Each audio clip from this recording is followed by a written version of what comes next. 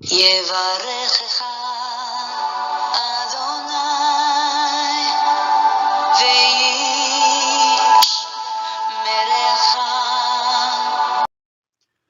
וישמרך. 바레크카 아도나이 베이시메레카. 사랑하는 성도 여러분, 오늘 하루도 전지전능하신 임마누엘의 하나님께서 여러분에게 복을 주시고 여러분을 안전하게 지켜주시기를 축복합니다. 아멘. 할렐루야. 오늘도 우리 코에 생명의 호흡을 불어넣어 주셔서 또 하루를 살게 하시는 우리의 창조주 하나님 아버지 여호와를 송축합니다. 우리의 영원한 구원자이신 예수 그리스도, 그 생명의 이름, 그 구원의 이름, 그 존귀하신 이름을 찬양하고 송축합니다. 오늘도 우리 안에 내주하시면서 예수 그리스도의 아름다운 형상으로 우리를 다듬어 가시는 성령님의 그 놀라운 역사하심, 저주받은 세상을 새로운 이 창조를 위하여, 새 창조를 위하여 열심으로 일하고 계시는 성령님의 그 놀라운 역사하심을 찬양합니다.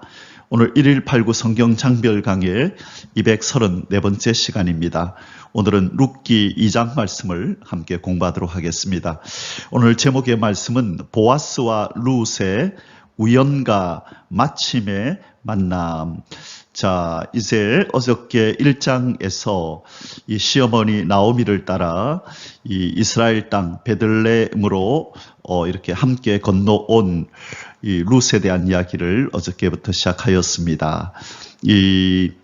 이국 땅 이스라엘 베들레헴으로 온 이 룻의 삶은 그렇게 만만치가 않았을 것입니다.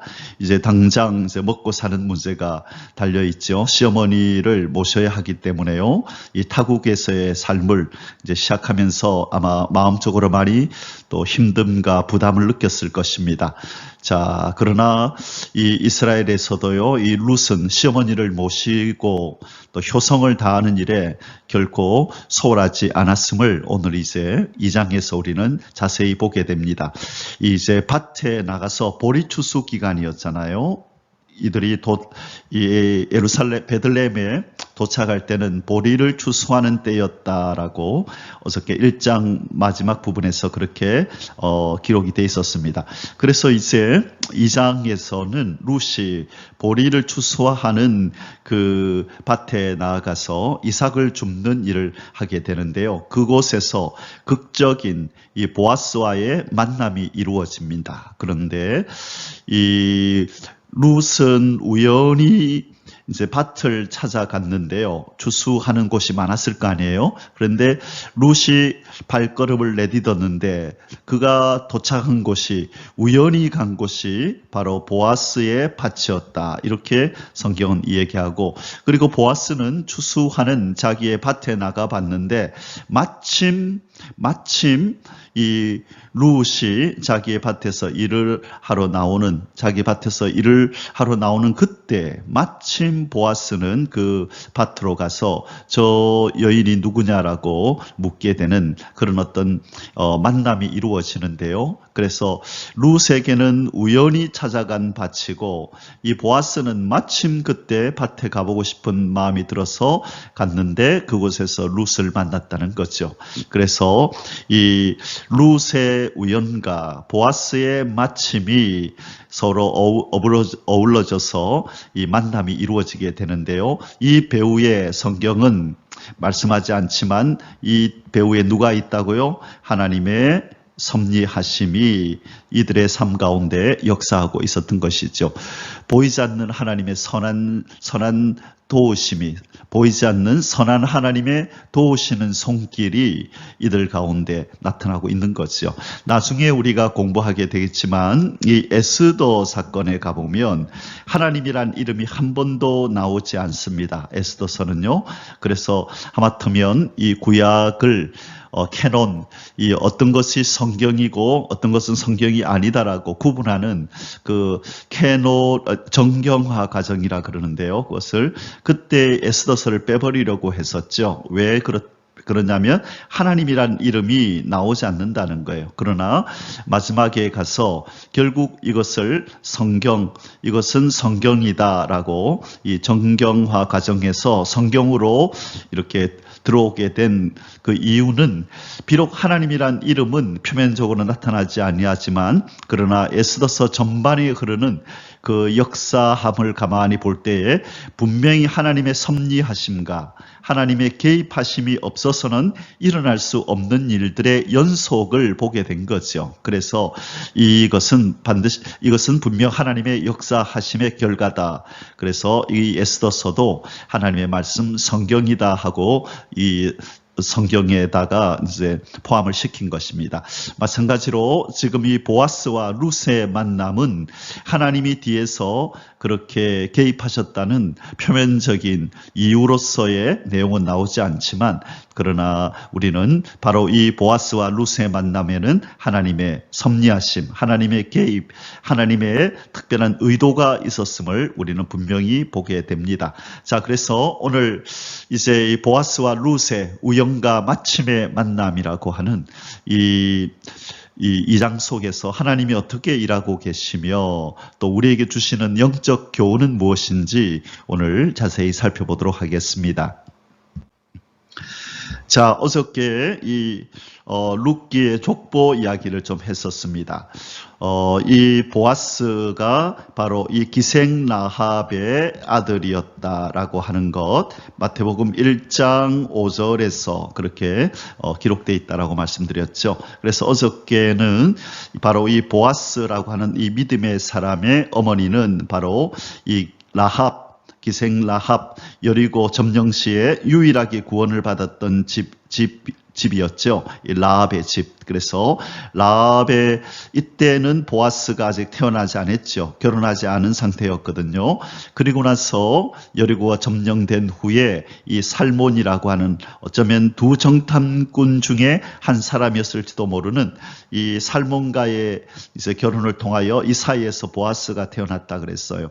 자, 그러면 이 보아스와 룻의 결혼하는 이 장면에서 보아스와 룻이 결혼하는 장면에서 보아스의 나이가 얼마나 됐는지는 알 수는 없지만 그렇다면 이 라합의 아들이었다면 이 라합 사건이 언제 나오냐면 BC 한 1405년 정도에 나오잖아요. 이 가나안 땅의 첫 번째 가나안 땅에 들어가서 첫 번째 점령한 그 성이 바로 이 여리고 성이었으니까, 그죠? 그러면 이 여리고 성을 점령할 때 그때가 1405년 정도 되는데 이 보아스의 이때 이 룻과 결혼할 때가 언젠지 그죠? 정확하게 나오지는 않지만 한 5, 60세 정도라고 봤을 때 지금 이 룻기의 사건은 언제 일어난 것이냐면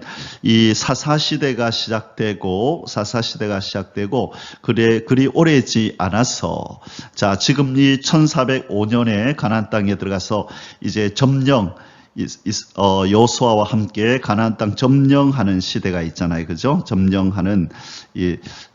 시대가 있는데 이때가 한 15년 정도 걸린다 그랬죠. 자, 그래서 라합과 보아스가 언제 결혼했는지 또 이 룻과 보아스가 결혼할 때 보아스의 나이는 몇이었는지는 정확하게 모르지만 우리가 대략적으로 볼 때에 이 룻기의 사건은 이 가나안 땅을 이렇게 정복하고 땅을 분배받은 후에 그렇게 오래되지 않은 기간에 일어난 사건이라는 것을 우리가 유추할 수 있습니다. 사사시대는 총 한 350년 정도 지속되었거든요. 그렇다면 아마 이 룻기의 이야기는 아마 초반 한 100년 이내에 있었던 이 어떤 사건이 아닐까 그렇게 유추가 됩니다. 자, 이방 여인 가운데서 예수 그리스도의 족보에 들어온 여인이 둘이가 있는데요. 그 여인이 바로 기생 라합과 룻이거든요. 참 그런데 신기하게도 이 기생 라합과 룻, 이 예수님의 족보에 들어온 이방 여인 둘이가 이렇게 서로 고부 관계였다고 시어머니와 며느리 관계였다는 게 참 신기하기도 하고 참 놀랍기도 하고 그렇습니다. 자, 그래서 어제도 말씀드렸지만 이 보아스의 이 하나님의 말씀에 순종하는 삶, 또 이 하나님의 마음을 품고 불쌍한 사람들을 돌보고 사랑과 자비를 베푸는 이 모습에서 분명히 어머니 라합의 어떤 영향을 많이 받았을 것이다라는 것을 우리가 다시 한번 우리가 생각하게 됩니다. 참 하나님의 역사에 그 개입하심과 하나님의 운행하심은 참 놀라운 것 같습니다. 자, 이 룻기의 장별 요약입니다. 어저께 이 나오미와 룻이 이 모압에서 베들레헴으로 이제 옮겨오는 우리 광경을 살펴보았고요. 이 과정에서 한 며느리는 돌아가고 룻은 끝까지 시어머니를 붙쫓았더라. 우리가 어저께 유심히 살펴봤던 단어가 붙쫓았더라. 붙쫓다가 무슨 뜻인지 우리가 어제 자세히 살펴보았습니다. 그래서 물리적으로 꼭 두 어떤 그 물체가 딱 붙어서 서로 연합이 돼서 떨어지지 않는 상태. 그래서 창세기 2장에 나오는 그 남자가 여자를 부모를 떠나서 여자와 하나가 된다 하는 그 결혼 이야기 나올 때 연합함에 대한 이야기가 나왔고요. 그 다음에 욥기에서 욥이 너무 고통을 많이 받는 가정 가운데 나의 뼈와 그 다음에 피부 가죽 살이 이제 뼈와 살이 이렇게 딱 붙어서 하나처럼 되었습니다라고 말하는 바로 그 장면. 그렇죠. 욥이 그 19장 20절에서 그렇게 고백했네요. 이 나의 피부와 살이 뼈에 다 붙어 있습니다. 이렇게 표현을 할 때 그때 쓰는 이 용어가 바로 붙쫓았더라는 이 단어와 동일한 원어라고 말씀드렸습니다. 이처럼 뗄래야 뗄 수 없는 그 연합함으로 이 룻은 시어머니 나오미와 딱 붙어 있겠다라고 그렇게 각오와 결단을 나타내었다라고 어저께 살펴봤습니다. 자, 이제 오늘은 2장입니다. 오늘 2장으로 제목의 말씀은 롯의 우리가 이제 살펴볼 주된 내용은 롯의 이삭 줍기와 보아스의 배려. 지금 이 우연히와 마침의 만남, 하나님의 섭리 가운데서 룻과 지금 보아스가 만났는데요. 자, 룻의 이삭 줍는, 보아스의 밭에서 이삭 줍는 장면이 나오고, 그리고 이 룻이 어떤 사람인지를 그렇게 이제 알게 되었던 보아스가 이 룻에게 배려를 하게 됩니다. 자, 어떤 이런 내용을 가지고 이제 2장이 전개가 될 텐데요. 자, 이제 본문 속으로 들어가서 자세히 살펴보도록 하겠습니다. 자, 1장의 주된 주인공은 나오미였고요. 나오미가 베들레헴으로 돌아오는데 텅 빈 상태로 이 룻이라고 하는 며느리 한 명 데리고 돌아오는 장면을 어제 우리가 봤고요. 오늘 2장에서 이제 주인공은 이제 룻이 됩니다. 자, 어저께는 이 1장에서 돌아오다라고 하는 이 단어가 11번이나 나왔었고요. 오늘은 룻이 이삭을 줍다 하는 내용이 12회 정도 나옵니다. 자, 그래서 이 오늘의 주된 내용이 바로 이삭 줍는 일이구나 하는 걸 우리가 알게 됐죠. 룻이 보아스의 밭에서 이삭을 줍는 사건이 이 장의 주된 내용이 되는 것입니다. 오늘 룻기 2장의 주제 구절은 12절입니다. 여호와께서 내가 행한 일에 보답하시기를 원하며 이스라엘의 하나님 여호와께서 그의 날개 아래에 보호를 받으러 온 내게 온전한 상 주시기를 원하노라 하는지라. 자, 그래서 오늘 본문의 12절에 나오는 말씀인데요. 이 룻을 만난 이 보아스가 이 룻에게 지금 축복하는 장면입니다. 이 보아스의 축복문이죠. 첫 번째 뭘 어떻게 축복하죠? 네가 행한 일에 보답하시기를 원하며. 자, 누구에게 행한 일일까요? 바로 너의 불쌍한 그 시모인 나오미에게 네가 한 소식을 내가 들었다. 어떻게 행하였는지를 들었다. 그 일에 여호와 하나님께서 반드시 보답해 주시기를 원한다. 그리고 두 번째가 이스라엘 하나님 여호와께서 그의 날개 아래에 보호를 받으러 온 너에게, 자, 지금 룻에게 뭐라고 얘기하죠? 지금 이방 땅에 지금 와서 얼떨떨한 그런 상황에 있지요.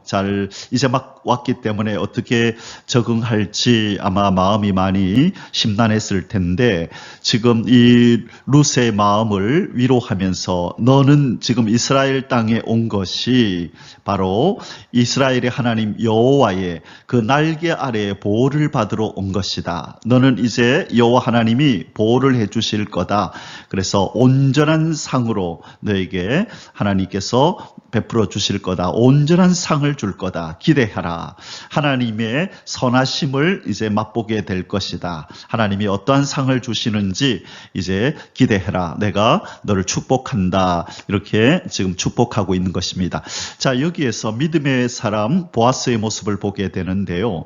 지금 보아스는 하나님을 어떤 하나님으로 지금 알고 있냐면 여호와 하나님이, 이 여호와 하나님께서 어떤 하나님이냐면 바로 그의 날개로 자기 백성을 보호하시는 하나님으로 정확하게 알고 있습니다. 바로 이 가나안 땅은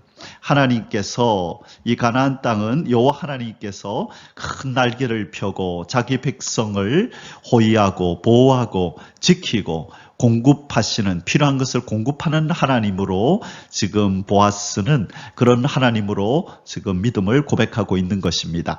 바로 이스라엘의 존재가 어떤 존재입니까? 출애굽기 19장 4절에서 이 모세는 이렇게 기록했거든요. 내가 애굽 사람에게, 하나님께서 모세를 통하여 이렇게 말씀합니다. 내가 애굽 사람에게 어떻게 행하였음가? 내가 어떻게 독수리 날개로 너희를 업어 내게로 인도하였음을 너희가 보았느니라. 자, 여호와 하나님은 하나님 당신을 누구라고 표현하고 있죠? 바로 독수리다. 여호와 하나님은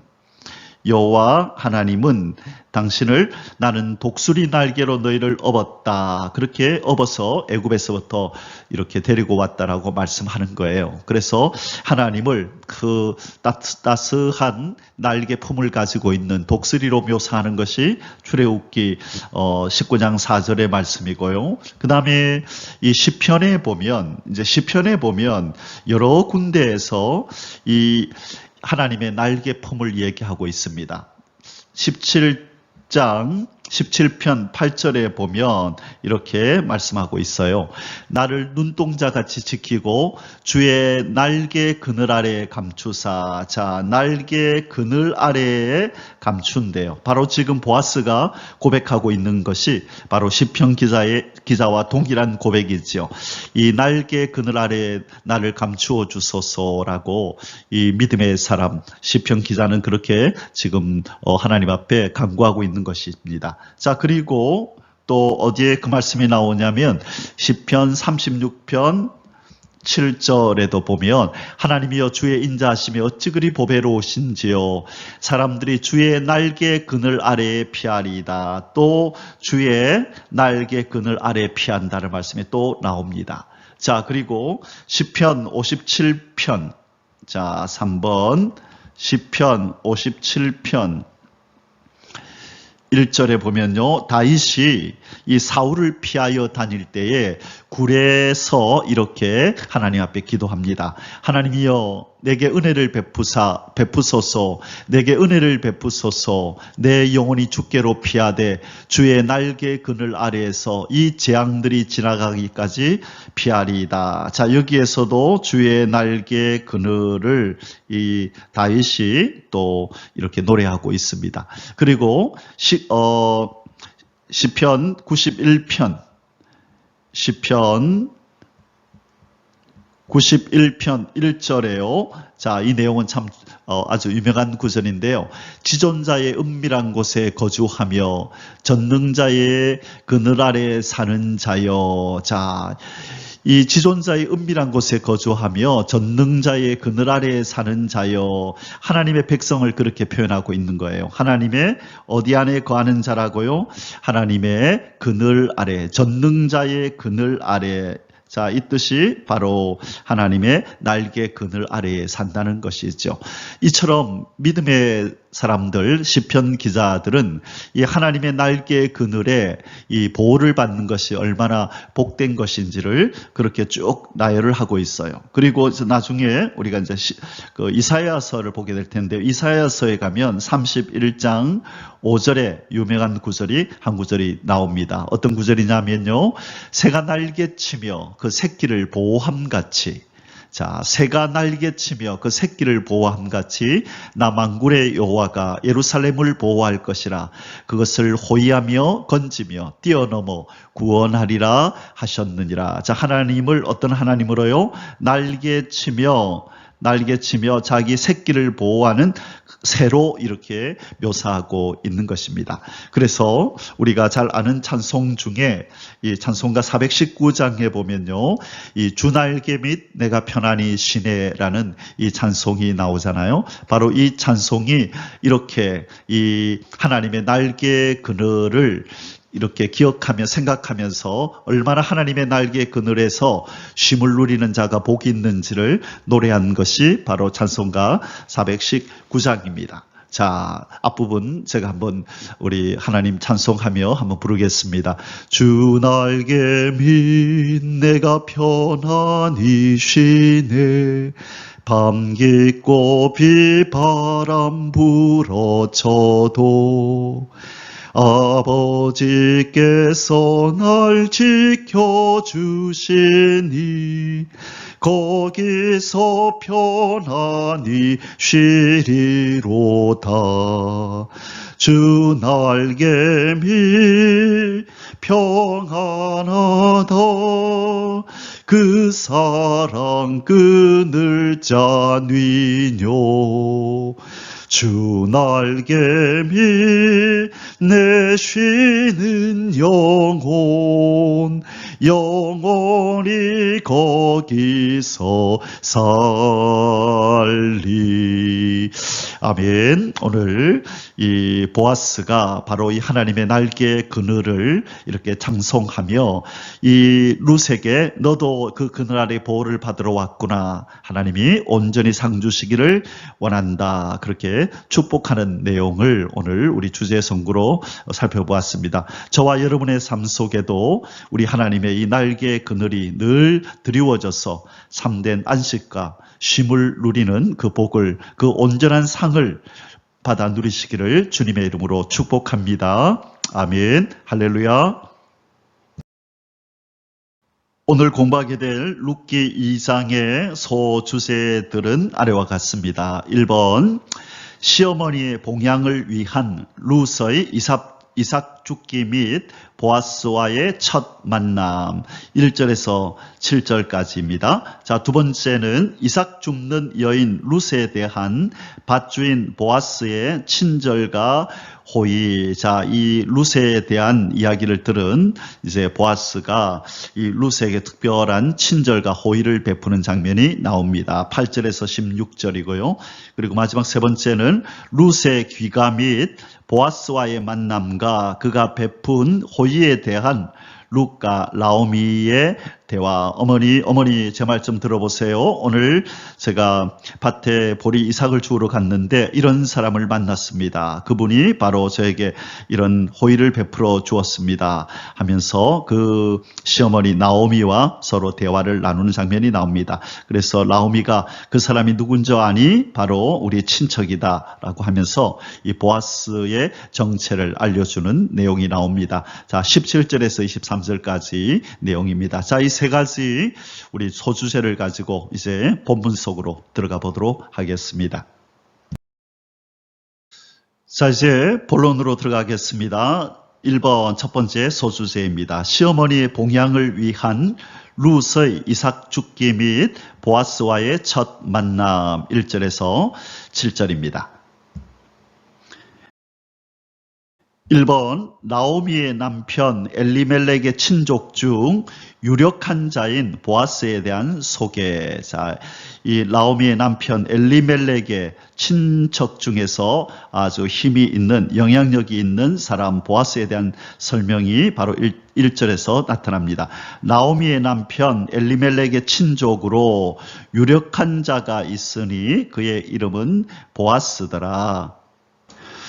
자, 여기에서 이 보아스를 설명하는, 수식하는 내용이 뭐냐면 유력한 자다 이런 표현을 썼죠. 바로 여기서 유력하다는 말이 무슨 뜻인가? 유력하다. 자, 히브리어로 하일이라는 동사를 쓰는데요. 이것은 일단은 신체적인 힘이 있다. 신체적인 힘이 있는 것을 의미하고, 그 다음에 경제적인 능력이 있는 것을 의미하고, 그 다음에 세 번째로 도덕적인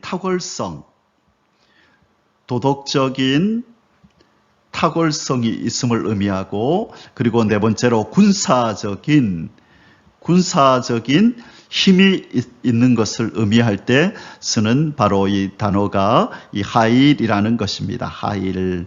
자, 그러니 지금 이 보아스는 유력한 자다 했을 때 이는 신체적으로도 힘이 있는 건강한 사람인 것을 알 수 있고, 경제적인 능력이 있는 부자였다는 것을 알 수 있고, 도덕적인 탁월성을 가진 인격자임을 알 수 있고, 또 군사적인 힘을 가지고 있는, 그가 거느리고 있는 사람들이 많이 있었다는 것을 우리는 알게 됐지요. 자, 그래서 한마디로 말하면 이 보아스는 단지 돈만 있었던 사람이 아니라 도덕적으로나 인격적으로나 아주 탁월했던 그런 사람이라는 것을 우리는 알게 됩니다. 바로 유력한 자라는 이 표현 속에서요. 그런데 이 공동번역, 우리 기독교가 천주교와 함께 연합해서 번역한 성경인 이 공동번역에는 이 뭐라고 번역을 했냐면 이 유력한 재상가 이렇게만 번역을 했어요. 유력한 재상가.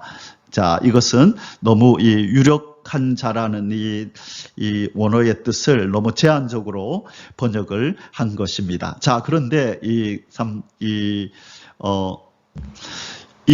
하일, 이 유력하다와 이 유력하다는 단어를 생각할 때 우리가 한 가지 더 살펴볼 내용은, 나중에 이 유력하다고 하는 이 하일이 다시 이제 어디에 나오냐면 3장에 가면 이 단어가 다시 등장을 하는데요. 바로 3장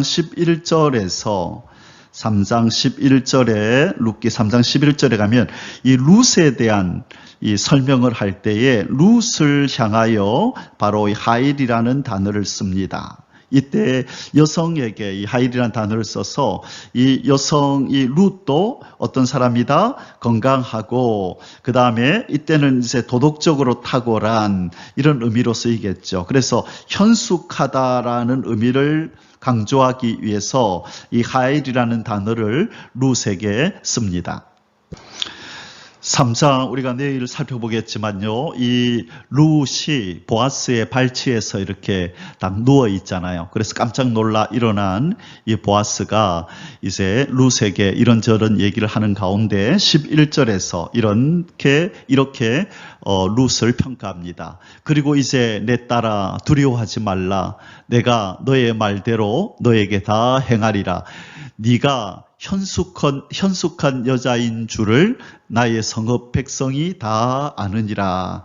자, 룻을 향하여 뭐라 그래요? 네가 현숙한 여자인 줄을 할 때 이 현숙한이 바로 하일입니다. 그래서 이 룻기의 저자는요, 바로 이 보아스가 하일, 유력한 자이고, 바로 룻이 하일, 현숙한 여자이다. 이것을 서로 이렇게 연결함으로 강조하고 있는 것이에요. 그래서 바로 결국 이 저자는 이 탁월한 남자, 이 유력한 남자인 보아스와 현숙함에 탁월한 여자 룻이 서로 잘 어울리는 한 쌍이라고 하는 것을 바로 이렇게 이 표현을 가지고 암시하고 있는 것이 아닌가라는 그런 마음이 들게 됩니다. 자, 보아스도 하일, 탁월한 유력한 자였고, 그 다음에 룻도 하일, 현숙한 여자였다. 자, 이렇게 하나님께서 만나게 하시는 놀라운 섭리를 보이고 계십니다. 이번 룻이 시어머니 나오미를 봉양하기 위해 이삭을 주우러 나갔다가 우연히 보아스의 밭에서 일하게 됨. 2절에서 3절입니다. 모압 여인 룻이 나오미에게 이르되 원하건대 내가 밭으로 가서 내가 누구에게 은혜를 입으면 그를 따라서 이삭을 줍겠나이다 하니 나오미가 그에게 이르되 내 따라 갈지어다 하매 룻이 가서 베는 자를 따라 밭에서 이삭을 줍는데 우연히 엘리멜렉의 친족 보아스에게 속한 밭에 이르렀더라. 자, 지금 이제 그 나오미 시어머니를 봉양하기 위해서 이제 일을 해서 돈을 벌어야 되잖아요. 그래서 지금 마침 보리 추수 때에 도착을 했다. 그죠? 마침 보리 추수 때에 도착을 했네요. 이것도 하나님의 섭리입니다.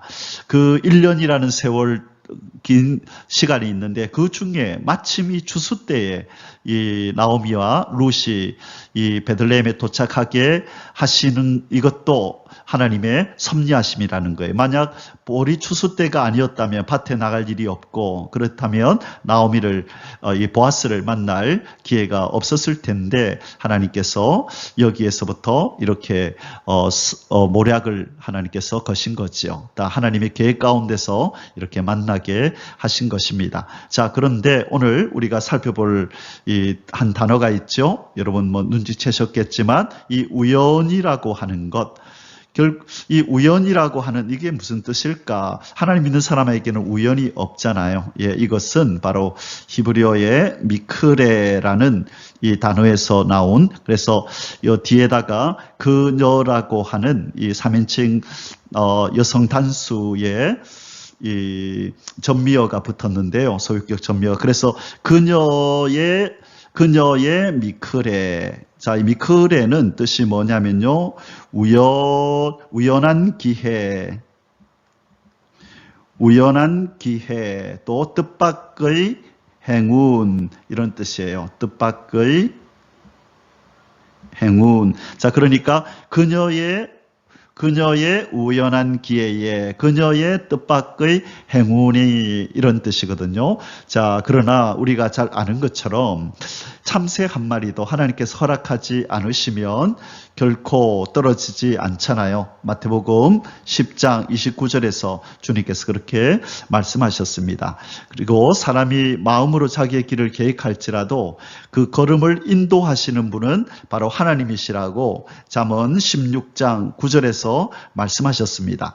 그러므로 이 인간사에서 일어나는 이 일들이 어떤 것들은 우연처럼 보이지만 결코 우연이 아니라 모두 하나님의 섭리하에 일어난다는 것을 우리는 압니다. 자, 하나님은 오늘 보아스와 룻을 통하여 이 하나님의 구속사를 완성하시기 위해서 지금 룻의 걸음을 하나님께서 특별히 인도하셔서 지금 엘리멜렉의 친척인 이 기업물을 의무가 있는 보아스의 밭에서 이삭을 줍게 하신 것입니다. 이것은 하나님의 섭리인 거죠. 우연처럼 보이는 일들이 바로 하나님 당신의 구속사를 이루려는 이 하나님의 작정 가운데서 이루어지고 있다는 것입니다. 자, 보리 추수 때에 이렇게 도착한 것, 그리고 보리 주스로 갔는데 마침 보아스의 그 밭으로 가게 된 것. 그리고 세 번째는 뭐죠? 마침 이제 좀 있으면 다음 절에 이제 나옵니다. 다음에 바티 부분에 따라 나오는데요. 이 룻은 우연히 갔고 제가 앞에서도 말씀드렸지만 이제 보아스가 이 밭으로 나오는데요. 보아스는 마침 그때에 가고 싶은 마음이 들어서 이제 마침 룻이 있는 이 보아스의 밭으로 보아스가 나오게 됩니다. 이 일이 바로 하나님의 섭리 가운데서 이루어진 일이라는 것이죠. 자, 이렇게 보이지 않지만 하나님이 뒤에서 배후에서 역사의 배후에서 역사의 수레바퀴를 움직인다는 것을 우리에게 보여주시는 또 하나의 예가 어디 있냐면 에스더 6장 1절에 보면요. 이 이스라엘 백성들의 금식 기도를 들으시고 드디어 하나님이 이제 일하시기 시작하는데 어떤 일부터 시작하냐면 그날 밤에 왕이 잠이 오지 아니하므로 명령하여 역대 일기를 가져다가 자기 앞에서 읽히더니 그 속에 기록하기를 문을 지키던 왕의 두넷이 빅다나와 데레스가 아하수에로 왕을 암살하려는 음모를 모르드게가 고발하였다 하는지라. 자, 1절, 2절에 나오네요. 2절에 보니까 누구의 이름이 등장하지요? 바로 모르드게의 이름이 등장을 하는 역사 일기를 왕이 읽게 되는데 왕이 그날따라 잠이 오지 않는다. 잠이 오지 않게 하셔서 마침 이 신하에게 역대일기를 가져오라 그랬는데 그 많은 역대일기 가운데 모르드게가 등장하는 그 일기를 탁 빼서 가져온 것입니다. 이것이 보이지 않는 하나님의 손에 역사하심이라는 것입니다. 바로 하나님 안에 거하는 자들은 이런 은혜를 받습니다. 하나님을 사랑하는 자, 곧 그 뜻대로 부르심을 입은 자들에게는 모든 것이 합력하여 선을 이루신다고 하는 바로 로마서 8장 28절의 말씀이 바로 구약 때부터 하나님의 백성들에게 이렇게 역사하고 있었던 것을 우리는 보게 됩니다. 그러므로 하나님을 의지하고 하나님의 날개 그늘 아래 사는 저와 여러분의 삶 속에도 이 하나님의 보이지 않는 선한 손의 도우심이 역사하고 있음을 믿고 담대함을, 평안함을 누릴 수 있기를 주님의 이름으로 축복합니다. 아멘. 3번, 보아스가 우연히 이삭을 줍는 룻을 발견하고 룻의 신상에 관해 관심을 갖고 알아봄. 자, 4절에서 7절입니다. 이 보아스가 우연히 자기 밭에 갔다가 우연히 이 여인 이 룻을 발견하게 되는데요. 못 보던 여인도 처음 보는 여인이기 때문에 누구냐라고 유심히 이렇게 알아보는 장면이 나옵니다. 자, 4절입니다. 마침 보아스가 베들레헴에서부터 와서 베는 자들에게 이르되 여호와께서 너희와 함께 하시기를 원하노라 하니. 자, 지금 이 보아스가 얼마나 믿음의 사람인지는 이 보아스는 만나는 사람마다 누구의 이름으로 축복을 하죠? 여호와의 이름으로 축복을 합니다. 여호와의 이름으로 축복을 합니다. 그래서 여호와께서 너희와 함께 하시기를 원하노라 라고 얘기를 합니다. 그러자 그 밑에서 일을 하는 사람도 이렇게 반응합니다. 그들이 대답하되 여호와께서 당신에게 복 주시기를 원하나이다 하니라. 자, 그 주인의 또 일하는 일꾼들이다, 그죠? 그래서 아마 그 집에 종들이 아닌가 싶은데요. 다들 누구의 이름으로 축복한다고요? 여호와의 이름으로 그렇게 서로 복을 빌어주는 아름다운 모습이 나타납니다. 얼마나 보아스가 믿음의 사람인지 믿음으로 살았는지를 보여주는 내용이라 하겠습니다. 5절입니다. 보아스가 베는 자들을 거느린 사환에게 이르되. 자, 그 책임자 격이겠죠. 사환이라는 것은 책임자, 반장격이다, 그죠? 이 일을 하는 이 사람에게 이르되 이는 누구의 소녀냐? 자, 지금 이 룻을 발견한 것입니다. 누구의 소녀냐? 이 지금 보아스가 이 룻을 바라보면서 누구의 소녀냐라고 이렇게 묻는 이유는 아마 보지 못했던 사람이거나 그 행색을 보니까 이스라엘 사람이 아닌 것 같은데 어떤 외모에서 그런 모습이 느껴졌거나 아니면 또 어떤 아름다움을 그 여자가 아름다운 그런 모습을 가지고 있었거나 어떤 연유의 선전은 모르지만 지금 보아스의 눈에 확 뛴 것입니다. 그렇게 물었습니다. 베는 자를 거느린 사환이 대답하여 이르되 이는 나오미와 함께 모압 지방에서 돌아온 모압 소녀인데, 자, 소녀라는 표현을 썼다, 그죠? 소녀. 그래서 아직 젊은, 이제 그 나오미의 아들과 결혼하고 지금 자녀가 없잖아요. 그래서 자녀가 없다는 것은 뭐 이렇게 한나처럼 하나님께서 오랫동안 아이를 못 갖게 하셨거나 아니면 이제 막 결혼한 지 얼마 안 돼서 아직 자녀가 없거나 그럴 두 경우 중에 한 경우일 텐데, 여기에서 소녀라고 표현한 것을 보니 이제 아직까지 어린 나이였음을 우리가 알 수 있겠네요. 그렇다면 이 룻이 자녀가 없는 이유는 결혼하고 얼마 안 돼서 그렇게 사별을 하게 되었다, 우리가 이렇게 유추할 수 있겠습니다. 자, 지금 이 사화는 이 여인이 이 보리를 주스러 왔기 때문에 누구냐고 물었겠죠. 어디서 왔느냐 했을 때, 자, 이 아마 룻이 소개를 했을 겁니다. 예, 저는 나오미라고 하는 이 부모, 이분의 며느리입니다. 저는 모압에서 왔습니다라고 얘기를 했을 겁니다. 왜냐하면 이 앞장에서 1장에서 나오미가 룻과 함께 자기 이 고향 베들레헴으로 돌아올 때 베들레헴 사람들이 환영해 줬잖아요. 그때 이 룻이 나오미와 함께 있었던 것을 많은 동네 사람들이 보았거든요. 그렇기 때문에 이 룻이 이 밭에 와서 일을 할 때에 사환이 금방 알아볼 수 있었을 것이고, 한눈에 알아보지 못했다 할지라도 예, 저는 나오미의 며느리입니다 하니까 그랬구나, 당신이구나 하고 그렇게 알아보았겠죠. 그래서 이 사환은 지금 보아스에게 바로 이 룻에 대하여 소개를 하는 것입니다. 자, 7절입니다. 그의 말이 나로 베는 자를 따라 단사에서 이삭을 줍게 하소서 하였고 아침부터 와서는 자기 집에서 쉰 외에 지금까지 계속하는 중이니이다. 자, 이 룻이 사환에게 와서 나도 지금 저기 보리를 베는 저 사람 뒤를 따라가면서 떨어진 것 이삭을 줍게 해 주십시오라고 부탁을 했는데, 이제 사환이 허락을 했고, 그런데 가만히 보니 얼마나 부지런하냐면 아침부터 와서 집에 잠시 가서 쉰 것 외에는 지금까지도 쉬지 않고 일하고 있습니다라고 지금 보고를 하고 있는 것입니다. 자, 여기에서 우리는 무엇을 보게 되나요? 이 룻의 이 아주 성실함을 보게 됩니다. 시어머니 나오미를 이렇게 봉양해야 되겠다는 일념으로 최선을 다하는 바로 룻의 모습을 우리는 지금 보고 있는 것입니다.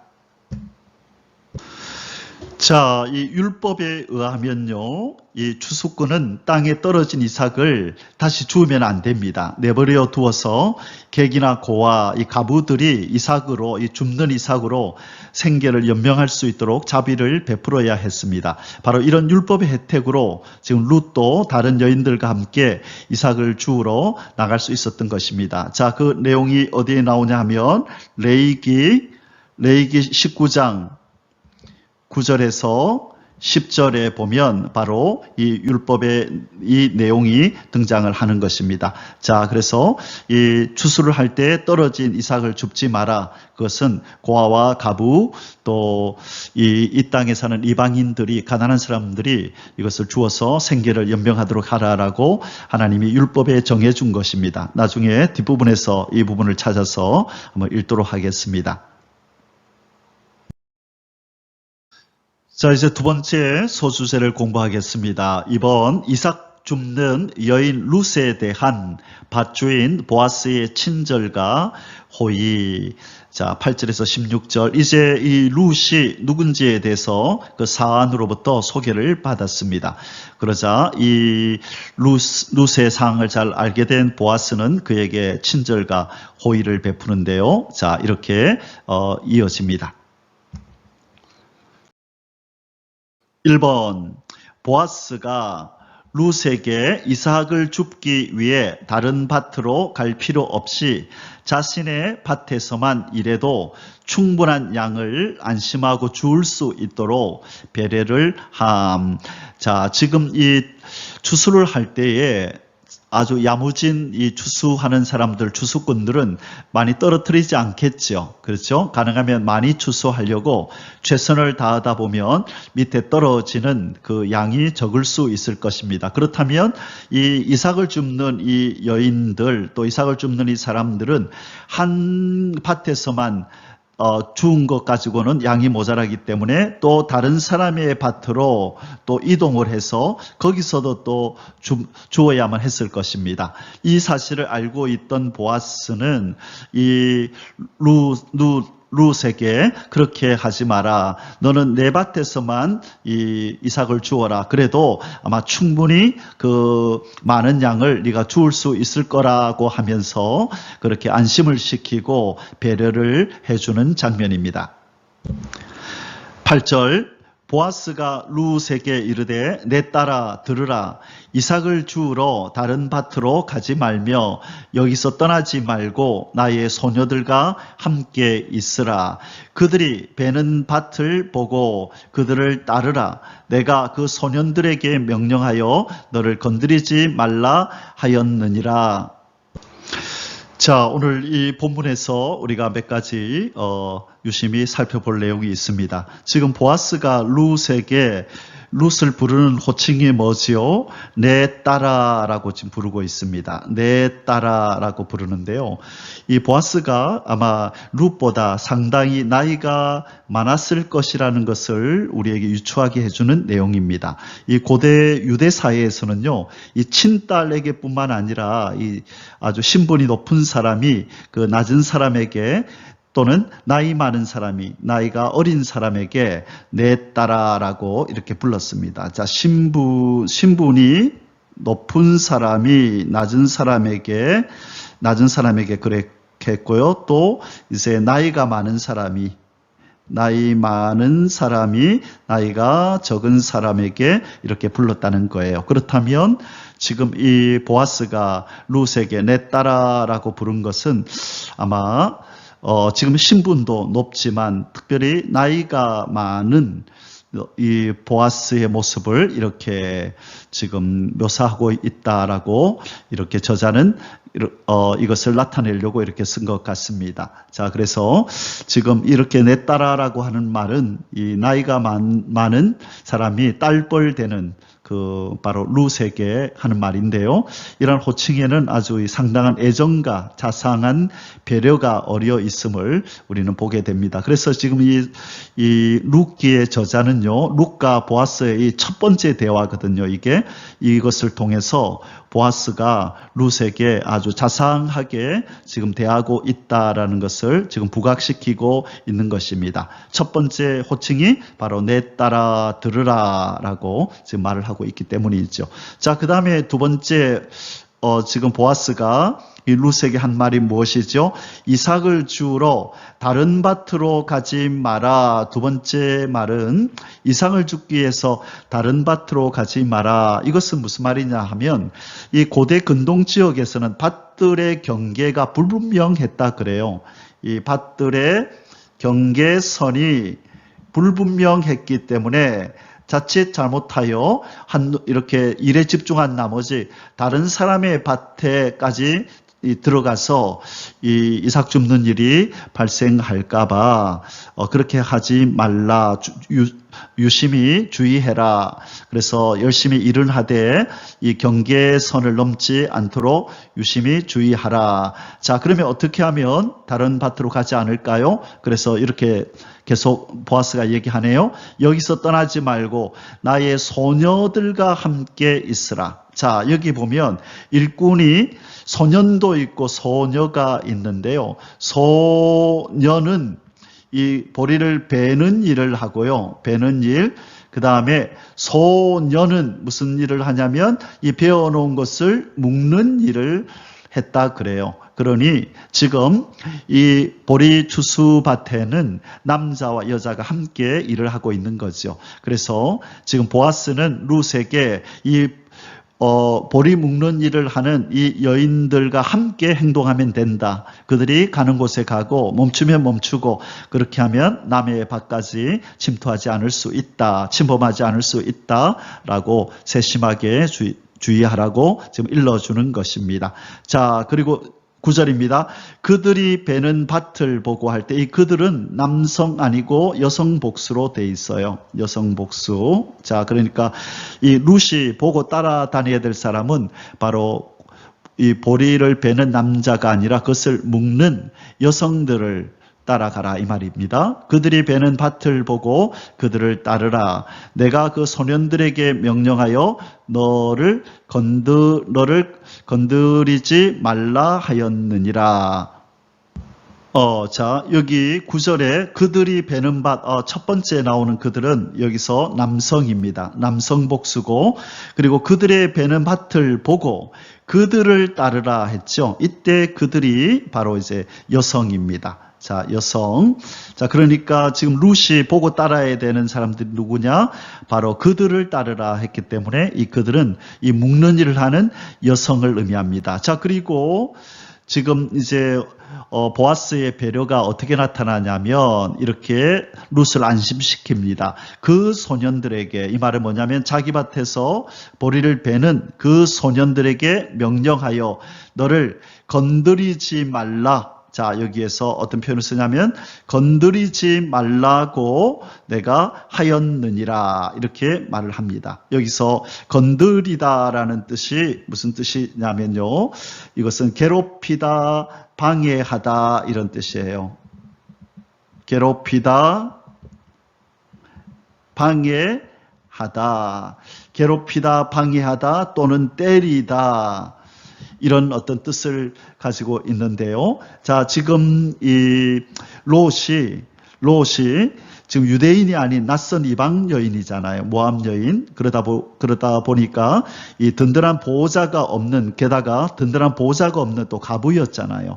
이 사실을 알고 있는 남자라면 이 소외된 이 약자, 이 여인에게 자칫 이 해를 가하는 또 희롱하는 이런 일이 있을까봐 미리 보아스가 이 남자들을 불러서 저 소녀를 괴롭히지 말라, 건드리지 말라, 해를 가하지 말라라고 분명하게 엄하게 이렇게 이 얘기를 해 놓았을 뿐만 아니라 룻에게도 이것을 알려준 겁니다. 저들이 너를 해롭히지 않을 거니까 아무 걱정하지 말고 평안히 이 보리를 줍는 일을 하라. 그렇게 지금 말을 하고 있는 것입니다. 자, 계속 보겠습니다. 목이 마르거든 그릇에 가서 소년들이 기로 온 것을 마실지니라 하는지라. 자, 우리가 아는 바와 같이 이 이스라엘 땅은요, 물이 부족한 땅이거든요. 그래서 밭에 일을 하러 갈 때는 꼭 동네 우물에서 물을 길어 가지고 나갔다고 합니다. 그러나 지금 이방의 여인이었던 바로 이 룻은 그것을 챙길 여유도 없었을 것이고 아마 그래서 손에 지금 마실 물이 없었던 것 같아요. 그래서 지금 보아스는 그것을 알아차리고 룻에게 아주 필요한 것을 세심하게 살피고 자상하게 지금 챙겨주고 있는 모습입니다. 자, 이 보아스는 바로 이런 마실 물까지도 이제 염려하지 말고 마시라고, 내 자기 소년들이 길어온 것을 마음껏 네 것인 것처럼 마음껏 마시라고 아주 자상하게 세밀하게 지금 자비와 은혜를 베푸는 모습을 보이고 있습니다. 바로 이것이 누구의 모습이죠? 바로 선한 목자가 되시는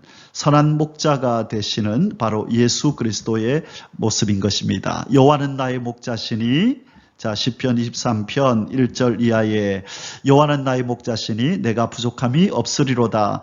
그가 나를 푸른 초장에 누이시며 쉴 만한 물가로 인도하시는도다. 그렇죠. 먹을 것 마실 것 챙겨주시는 선한 목자이신, 바로 선한 목자이신 예수 그리스도를 예표하고 있는 사람이 바로 선한 목자와 같이 자상하고 자상한 사랑을 지금 룻에게 베풀고 있는 모습으로 나타나는 바로 이 보아스인 것입니다.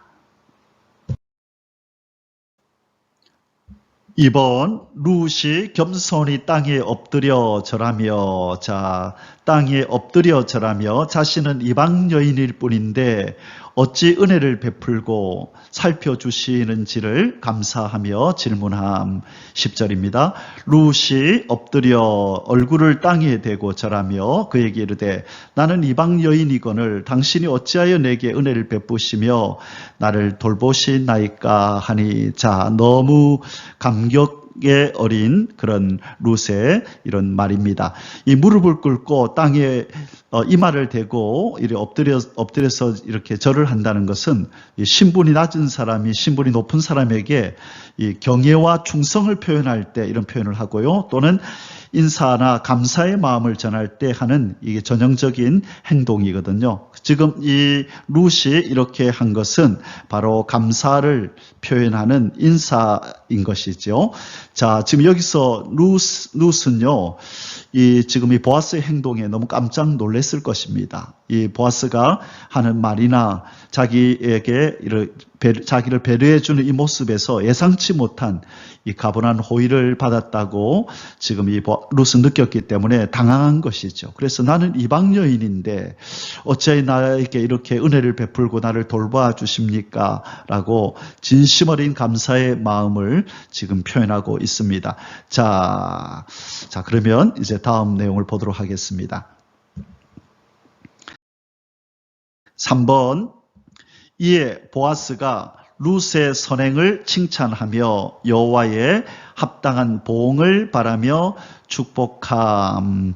자, 이제 오늘 우리가 주제 선구로 살펴봤던 내용에 이르렀네요. 11절 12절.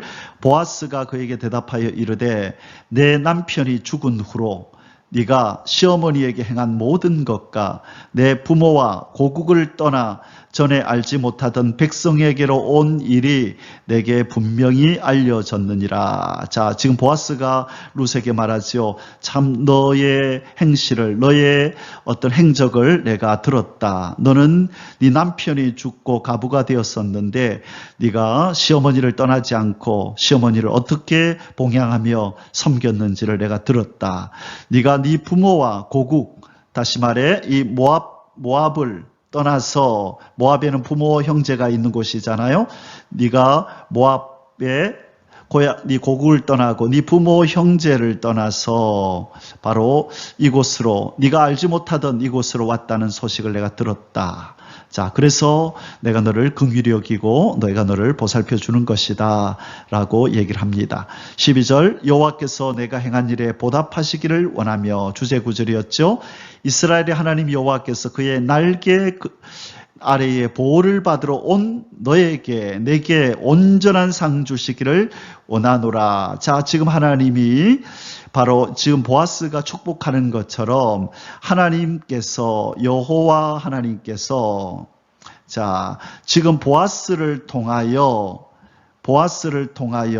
하나님께서 온전한 상을 지금 룻에게 베풀고 있는 것이죠.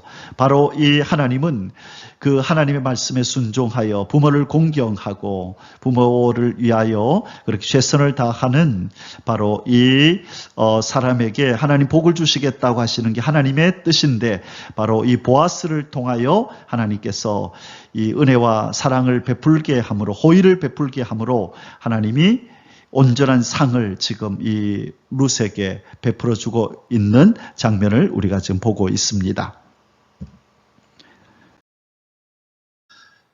4번, 룻이 보아스에게 은혜 입기를 겸손히 청원하며 그가 베푼 호의와 친절에 감사를 표함. 자, 지금 자신을 축복하는 또 자상한 이 배려의 말을 하는 이 보아스에게 룻이 이렇게 이제 대답을 합니다.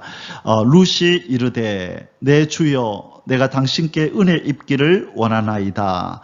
나는 당신의 하녀 중에 하나와도 같지 못하오나 당신이 이 하녀를 위로하시고 마음을 기쁘게 하는 말씀을 하셨나이다 하니라. 자, 자기를 이 보아스의 하녀 중에 하나마도 못하다라고 이렇게 겸손히 자신을 낮추고 있습니다.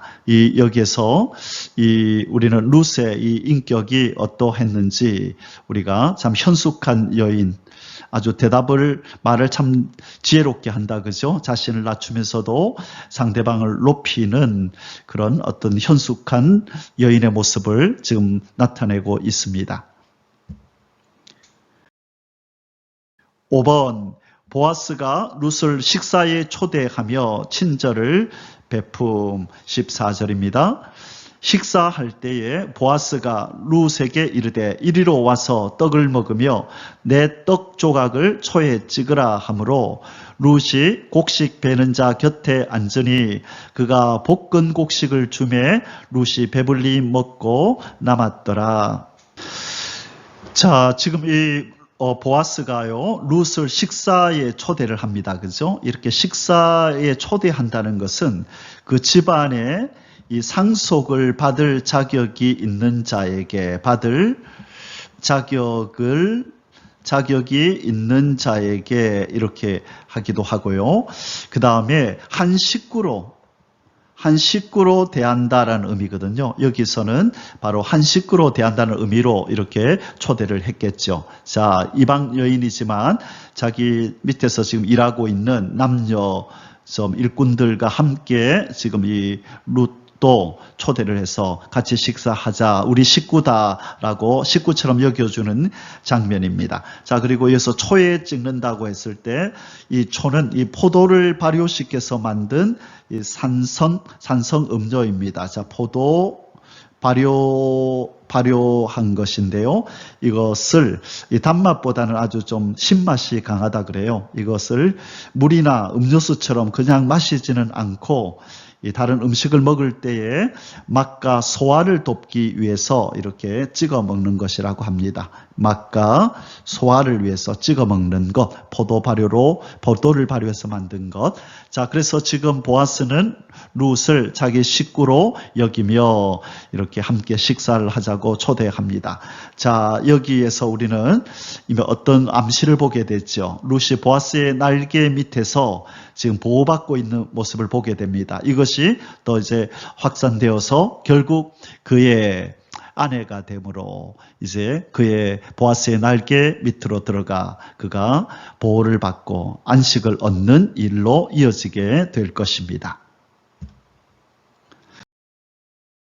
6번, 보아스가 룻이 이삭을 충분히 주울 수 있도록 조치를 해줌. 자, 15절에서 16절. 룻이 이삭을 주우러 일어날 때에, 자, 이제 식사를 마치고 일어납니다. 보아스가 자기 소년들에게 명령하여 이르되 그에게 곡식 단 사이에서 줍게 하고 책망하지 말며 또 그를 위하여 곡식 다발에서 조금씩 뽑아 버려서 그에게 줍게 하고 꾸짖지 말라. 자, 지금 보아스가 첫 번째 자기 소년들에게 한 명령이 무엇이었죠? 건드리지 말라 앞부분에서, 그죠? 건들지 말라라고 얘기를 했고, 지금 두 번째 이제 명령을 하네요. 이제 곡식 다발에서 조금씩 뽑아버려라. 자, 고의로 뽑아서 버리라. 이렇게 합니다. 고의로. 그래서 이 여인이 줄 것이 많도록 그냥 고의로 조금씩 흘리라 이 말이죠. 주워가도록. 그러면 이 줍는 이 룻이 참 이상하다. 왜 이렇게 많이 떨어져 있지? 라고 여길 것입니다. 실은 이 보아스가 배려를 한 것이죠. 자기 소년들과 서로 짜고 이 룻이 많이 주울 수 있도록 고의로 이렇게 떨어뜨리라고 지금 말하고 있는 것입니다. 자, 마지막 세 번째 소주제입니다. 3번, 룻의 귀가 및 보아스와의 만남과 그가 베푼 호의에 대한 룻과 나오미의 대화. 자, 이삭 죽기를 마치고 룻이 귀가를 해서 이렇게 혼자 하루 종일 지루하게 지냈을 이 시어머니 나오미를 생각하고 이 어머니에게 이 보아스와 어떻게 만났는지, 그리고 그가 어떤 호의를 베풀어 줬는지를 자세히 대화하는 장면이 나옵니다. 17절에서 23절입니다. 1번 룻이 보아스의 밭에서 주운 것을 가지고 성읍 시어머니에게 돌아감. 17에서 18절 룻이 밭에서 저녁까지 줍고 그 주운 것을 떠니 보리가 한 에바쯤 되는지라 그것을 가지고 성읍에 들어가서 시어머니에게 그 주운 것을 보이고 그가 배불리 먹고 남긴 것을 내어 시어머니에게 드리매. 자, 지금 이 룻이 이 주운 것이 얼마나 되냐면요. 한 에바라 그랬죠. 한 에바는 어느 정도 되냐면요. 이 성인이 하루 동안 먹을 수 있는 곡식의 양을 나타낼 때는 오멜이라는 이 용어를 씁니다. 오멜. 오멜은 출애굽기 16장 16절에 보면 한 오멜. 오멜은 한 성인 한 명이 하루 먹을 수 있는 것. 성인 한 명의 하루치거든요. 자, 그런데 이것에 곱하기 10을 하면 한 에바가 되는 거예요. 한 에바. 자, 그렇다면은 지금 이 거의 10배나 되는 많은 양을 지금 주었다. 그죠? 자, 그러면은 한 사람이 먹는 게 한 오멜인데 지금 10오멜이 된 거잖아요. 오멜. 그러면 두 사람이서 5일을 먹을 수 있는 양입니다. 5일을 먹을 수 있는 양을 하루 동안에 그렇게 주었다는 것입니다. 이 고대의 바벨론 시대에 남성 노동자의 하루 배급량이 이제 1리터인데요. 지금 이 한 에바는 몇 리터냐면 22리터가 돼요. 그러니까 한 남성의 하루 일당이 1리터였는데 그렇다면 지금 이 22일치를 지금 거두어 드린 거죠. 그렇다면 꽤 많은 양의 이삭 죽기를 했다라는 것을 알게 됩니다. 이것은 이 룻이 쉬지 않고 최선을 다한 그런 결과이기도 하지만 그러나 우리가 앞에서 읽었던 것처럼 보아스가 그 소년들에게 일부러 고의로 그것을 떨어뜨리라고 그랬잖아요. 그래서 이 룻이 이렇게 5일치를 그 시모와 함께 먹을 수 있는 양을 이렇게 주어 올 수가 있었던 것입니다. 2번 룻과 시어머니 나오미가 그날 보아스가 베풀었던 호의에 대해 대화함. 19절에서 22절 시어머니가 그에게 이르되 오늘 어디서 주었느냐 어디서 일을 하였느냐 너를 돌본 자에게 복이 있기를 원하노라 하니. 자, 지금 이 며느리가 주어온 이 보리가 너무 많은 거예요. 그러니까 깜짝 놀란 거죠. 그래서 어디서 이렇게 주었느냐 하고 궁금해서 물어보는 것입니다. 룻이 누구에게서 일했는지를 시어머니에게 알게 하여 이르되 오늘 일하게 한 사람의 이름은 보아스니이다. 자, 지금 이 나오미는 자기 며느리가 일하러 갈 때에 처음부터 보아스의 밭으로 보낸 것이 아니라 이 보아스의 밭으로 보낸 것이 아니라 그냥 룻이 이렇게 걸어서 오늘 어디서 보리를 주울까 하고 갔는데 보아스의 밭으로 갔잖아요. 그래서 우연히 갔다라고 돼 있었잖아요. 그죠? 그런데 바로 이것은 우연이 아니라 하나님의 인도였다라고 말씀드렸어요. 뒤늦게 바로 나오미는 자기 며느리 이 룻이 자기의 친척의 밭에서 오늘 일했다는 것을 알게 된 것입니다. 그래서 그 사람의 이름은 보아스니다 하는지라 나오미가 자기 며느리에게 이르되 그가 여호와로부터 복받기를 원하노라. 자, 보아스가 여호와께로부터 복받기를 원하노라. 그가 살아있는 자와 죽은 자에게 은혜 베풀기를 그치지 아니하도다 하고.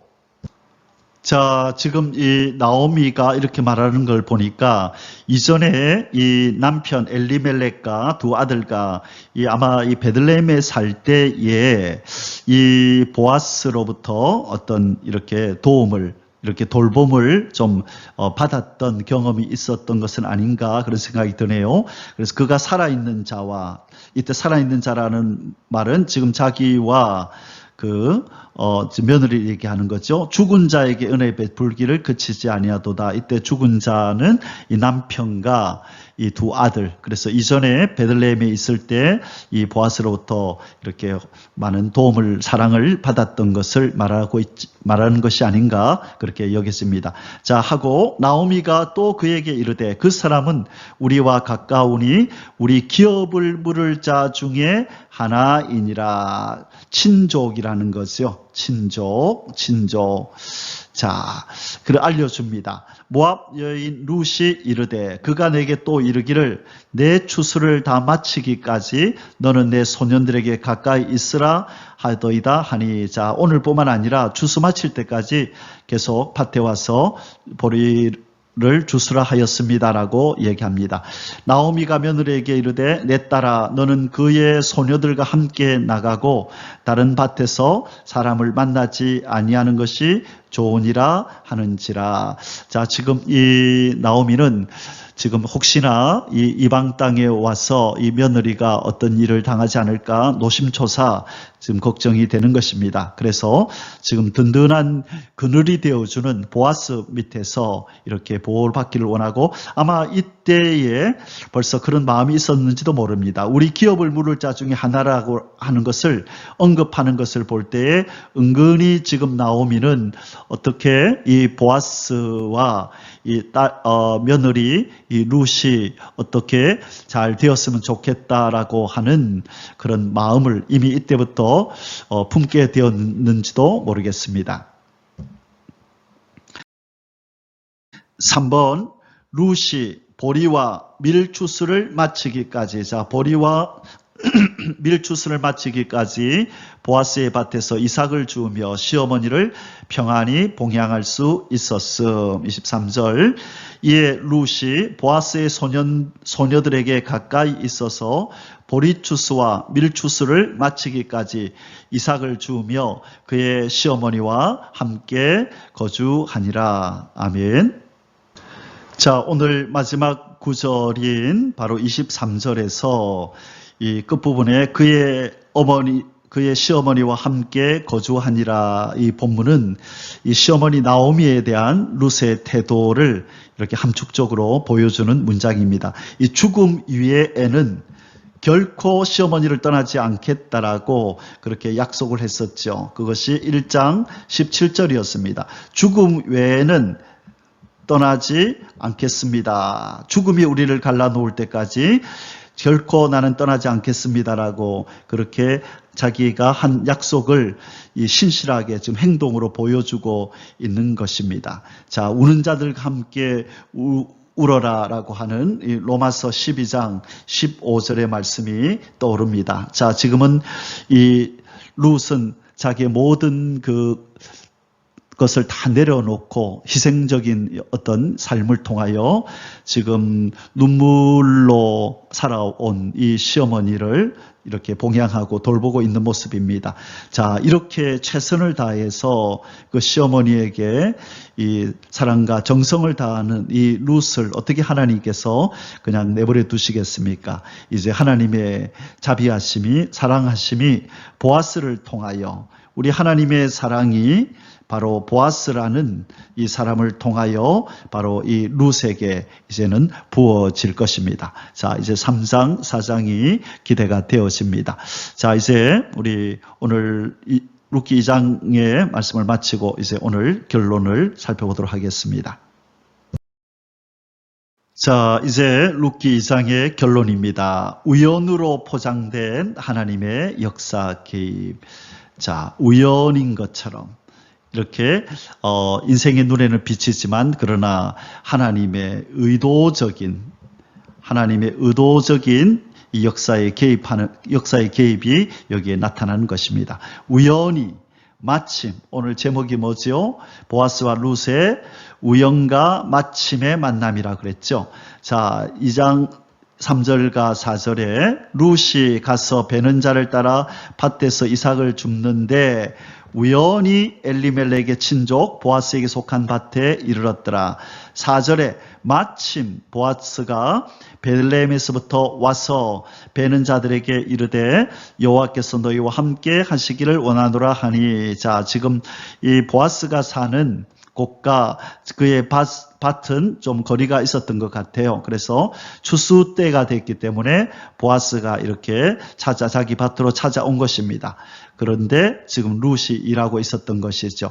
그래서 룻은 우연히 이제 일할 곳을 찾았는데 보아스의 밭으로 왔고, 마침 보아스가 한번 추수하는 곳에 가봐야 되겠다고 왔는데 거기에 바로 룻이 있었던 거죠. 그래서 이 룻과 보아스의 만남은 우연과 마침의 이렇게 결과라는 거죠. 자, 이것이 누구의 역사 개입을 통하여 이루어졌다고요? 하나님의 섭리와 하나님의 의도적인 이 계획 속에서 하나님의 역사에 개입하시는 이 일로 말미암아 이 둘의 만남이 이루어졌다는 것입니다. 자, 그래서 우리가 이런 하나님, 우리의 합력하여 선을 이루심을 위하여 우리의 삶 가운데 역사하신 하나님, 나뿐만 아니라 또 다른 타인의 삶에도 역사하셔서 합력하여 선을 이루어 가시는 하나님의 놀라운 섭리를 우리는 믿는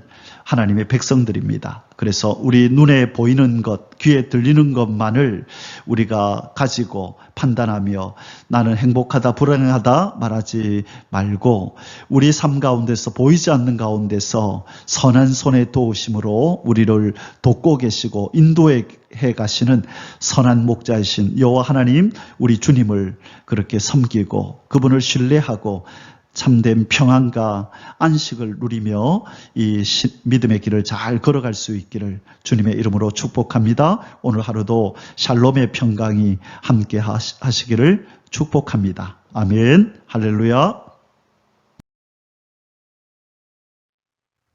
יברכך